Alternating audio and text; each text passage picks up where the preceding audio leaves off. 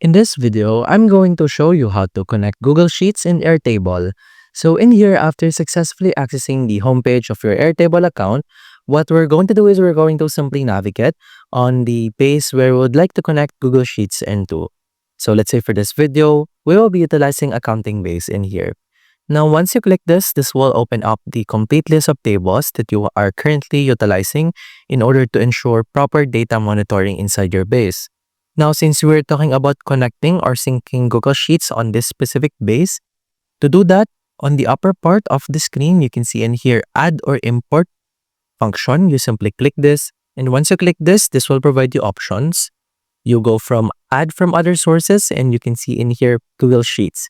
If not seen in the options, you can click the 26 more sources to expound further options in here. We go to Google Sheets in here and this will then prompt the steps on how to connect Google Sheets onto this base.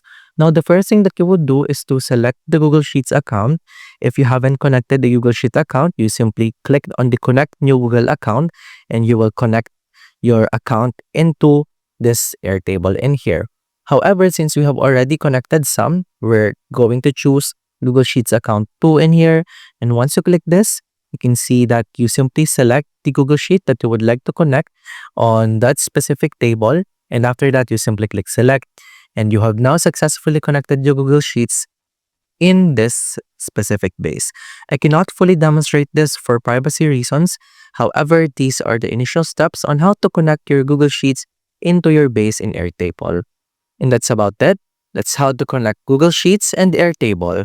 If you have any questions, please let me know down in the comments below and I'll do my best to help you out.